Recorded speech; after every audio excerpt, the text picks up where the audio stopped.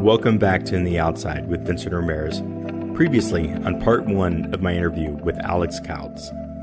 You have to give it your all and everything, and once I finally was able to let go and do that, it's, I think, more about being open to new experiences and not putting yourself in a box, because like a second ago I caught myself saying like I don't do this music.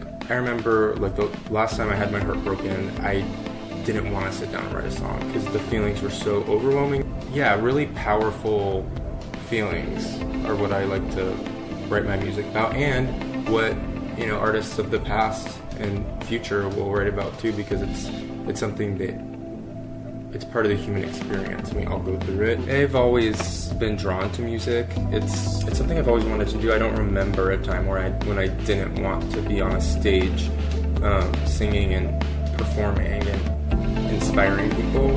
And now, part 2 of my interview with Alex Kautz.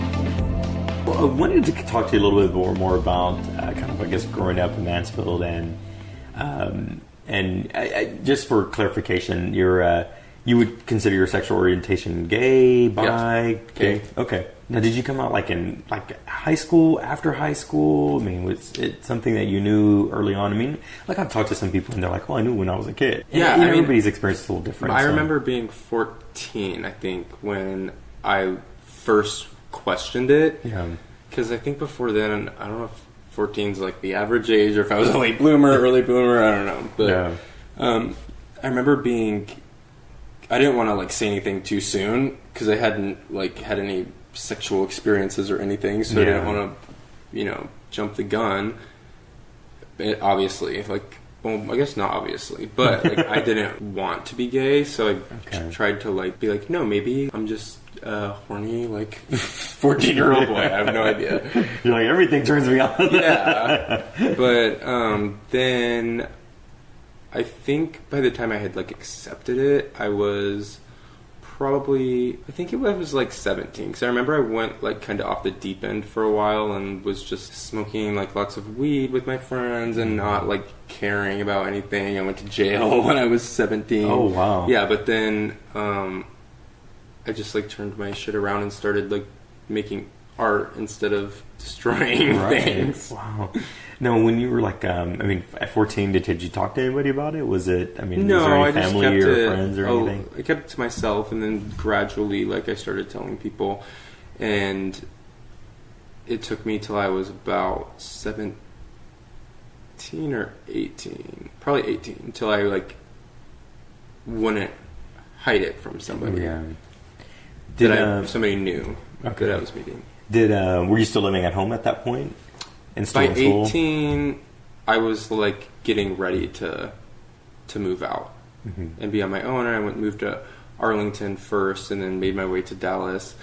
And yeah, those were some of the funnest times of my life because I lived with my friends, and I could not have to hide anything from anybody and just be myself. And from that point forward, my life has been 70% better than it ever was.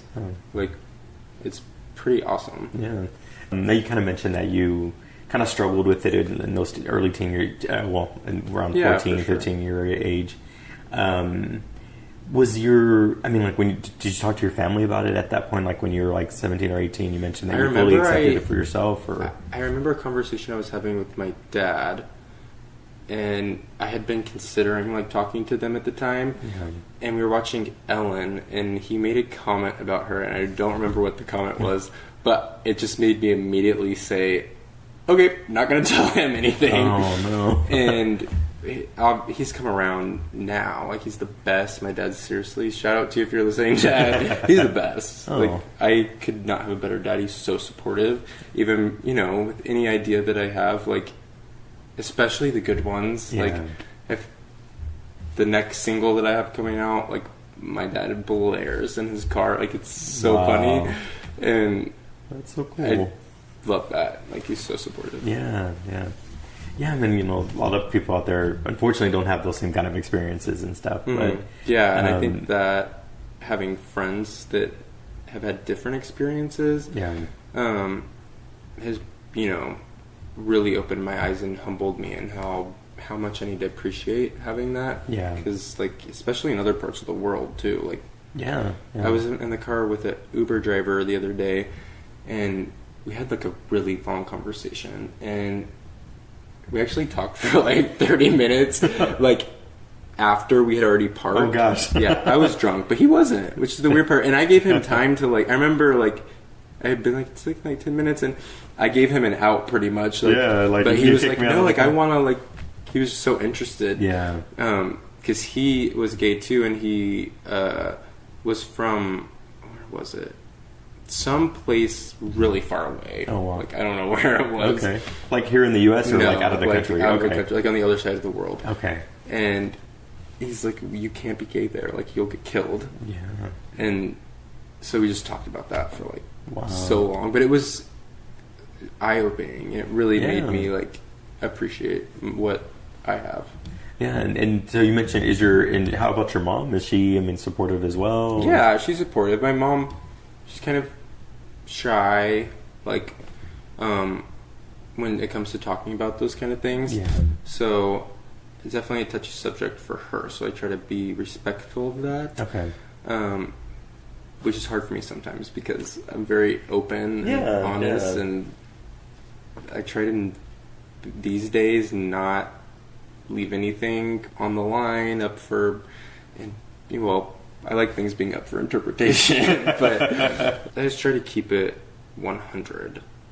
That's kind of my just goal. Yeah, Anything that just being any open project and that I honest. start, because when you start picking at the details, it it takes away some of the authentic, like, I've just noticed that when I just do it, and lay it out there, it's pretty much always better. So were you the kid that, like, Mom and Dad, I'm gay, and that's what it is, or was it more like you dropped those now little I'm hits? that kid. Now I'm that kid, but well, I guess I kind of was that kid, but it wasn't so abrasive. It was more of like, I lived in Dallas and my parents lived in Mansfield, and I post pictures and, like, with my gay friends and stuff, so we didn't really have to talk about it. Okay. Like, but I didn't hide anything from them either, and I would talk to them about it too, like, about my relationships, and and they've definitely come full circle. Yeah. And so, like, speaking of relationships and things, so you've had boyfriends, and are you able to bring them around your family and kind of enjoy, I don't know, Thanksgiving dinner or Christmas holidays or my whatever parents are holidays are celebrate?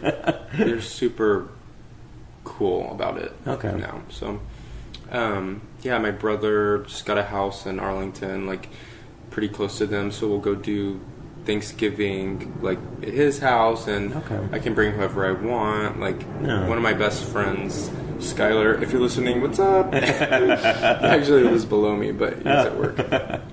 And he came to Easter dinner one year, like, and brought a bottle of wine, and my parents fell in love with him. Like, he's the best. And so my parents love all my friends that are gay and, like, support me. And it was interesting because at a, like, release party that I was having for Believe, where I rented out this like, main event room in the building that I live in, and had Clove May, which is another Dallas artist, come out and sing, and my family came, and it was a big mix of people, because it's like my parents and then all these other people that I've lived in Dallas with for so long, even, like, people were there that, like, I didn't even remember, like, their names. Oh gosh. Yeah, but it's, like, a very awkward moment. You're like, you've seen somebody, but, like, you don't remember their name. So, like, even, like, like, how do I navigate that when I have to introduce my parents to this person and I don't even know their name? It was interesting because this one guy who I never got his name, like, I had been drinking, like, at the point, I don't remember a lot of people's names from that night, but It went really well though, so Okay. I started drinking after. Well, mid halfway through, and this one guy, me and my parents were leaving, and I was telling them bye, and he came up and started talking to them about like being gay, and it was this really bizarre conversation that should never have happened. Oh. And it was like I said earlier, my mom's like kind of shy. She doesn't like to be put on the spot, so it really put her on the spot, and it pissed me off. Oh. Like this friggin' guy wouldn't, like someone says something, and you're like, okay, that one thing was bad, but then they keep going and keep pressing buttons, and you're watching them do it, and you're like, you want to punch them? Oh, no. It was very that, and but yeah, my parents handled it really well. They're just like, I remember my dad was like, yeah, it's like, we're fine with it, like, what's your point? Yeah. And he just kept, it was so painful to watch. Oh. I don't know what it's probably worse for you because you're just like, you know your parents from I'm being like, around them don't. and knowing maybe how they think, but they're probably being courteous to this person, and it's just like no big deal to them, right? Like, and then I remember, like, I still haven't even like talked to my parents about that, and they probably think that I like know that guy. Oh gosh, but I have no idea. They were probably being nice because they thought he was my friend, but he was just having dick. some random conversations with your parents, and you're like, "What's happening here?" Yeah. And any normal person would be able to tell that my parents were not feeling and vibing with the conversation and stopped it. But this dude just wasn't happening like that. Wow. Well, that's good to hear.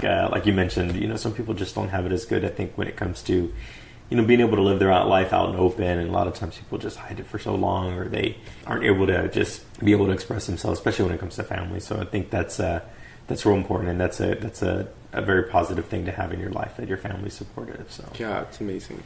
Well, very cool. Now, you talked about, you did your Believe, your release party and everything. I think I had seen some other stuff that you had did on YouTube. You also did like this like kind of comedy sketch thing, right? It was with a comedian. You did that's one of my best friends. Some kind of tutorial thing or something? Yeah, sorry. Well, I did Tell me a little bit more about that. Okay, so here's the way I look back on that experience now. I made a few videos. I took some of them down, some of them I left up. So that one is one of my favorite videos. I turned one of my comedian friends, her name's Carrie Smith. She's amazing. She's so funny. Go see her if you live in the Dallas area. She literally performs like too much. Like, she's always like, she works a full-time job, she's performing, she busts her ass.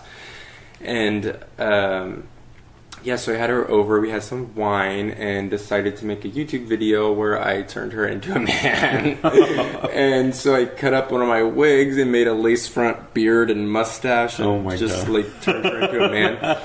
And just edited it together, and I thought it was so funny, and I still do. I think it's a great video. I saw it. It is pretty funny. But I don't know what I'm doing with makeup. Most of the time I'm just rubbing shit on my face, so I don't think like the end result was good, but I think the like comedy value is gold. Oh wow. But it was kind of during a point where I was getting my feet wet, trying to figure out what my brand was and what my what my shtick is. And since then I've found that. But I think I was a little bit confused with what, my brand and my vision and my message is. Yeah.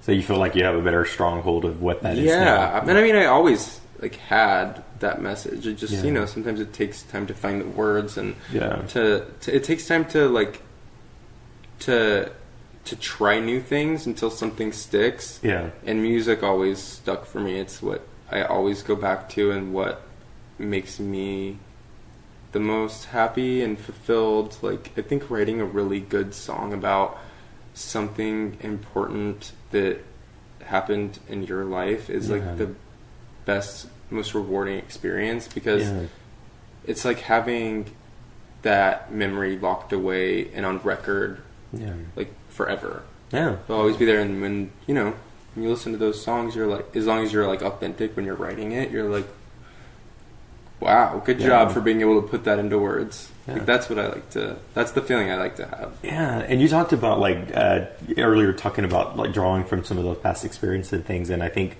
maybe in a separate conversation we had that you talked a little bit about kind of drawing some things from a past relationship. And that was a pretty Kind of a long-term relationship for you, right? You said that. Yeah, I think that when a long-term relationship ends, or like when you think something's long-term and like you're surprised when it ends, for me, it fueled me to just really dive in to what I love, because I was so sad that I just wanted to make myself happy, and so I dove into my music, and then I got, you know, the call from The Voice, and it just like doors started opening, and I like dove head first, like not bounding a helmet, nothing. Like I was so hungry for, I don't want to say validation, but kind of like validation. Yeah. But also to be able to do what I want to do and to try harder than I had ever tried at it to make something happen. I think there's something about the tenacity of the human spirit. I don't know what it is, but it's something that you realize how resilient you are when you're at a low point. Yeah. Like you have that, sometimes. It doesn't happen for like everybody, and it hasn't always happened for me, but this time it was like a switch. Now, was this, I mean, the person that you mentioned, was it somebody that, I mean, like, was this like your first boyfriend, or was this like... Not first. Not it's first. Like A. Okay. But for me at the time, it was my longest one. Yeah. So it definitely like made an imprint on me. Like, and whenever you are like, your day to day, like when you live with someone, you know, like you get so like almost addicted. Yeah. It's like and then when you don't get a chance to like wean yourself off, and you just get cut off, and you have nobody texting you, and like, cause you've been like, you know, like with somebody. Yeah. I mean, you invest in a lot of time in the relationship, and it's, you know, when it's no longer there, it's like, well, you know, like those things that you built up from a daily basis are just... It makes you really sad. Yeah. Well, I mean, it sounds like, I mean, you know, you've healed well from that past relationship, and have it was the best channeled that energy into some other things. It was the best thing that ever happened to me. Yeah. And I have had like multiple people tell me that. Oh, like, wow. Just like tell me that. Yeah. And I'm like, I know. Yeah, that's some like good reassurance, right? Yeah. Like, my boss told me that. So they probably could see the signs. Yeah, I mean, we all could, but no one wants to read them. Why would you do that? Yeah. Stop. No. Stay tuned for part 3 of my interview with Alex Kautz. And don't forget to subscribe to In the Outside podcast and share it with all of your friends. I have lots of female inspirations. I've always been inspired by strong female women, and I got the key, and I have so much fun with changing up my looks, and I think that it adds so much to a performance value when you've got hair flying around. And I like forget that people don't know, because I'm not closeted like in my wig wearing. I'm very open about it. Yeah. I think I confuse a lot of people, because I, on my social media, I'm always looking different, and a lot of people I think probably wonder if I'm transgender, if being content with who I am as a person, and letting go of what other people think or misconceive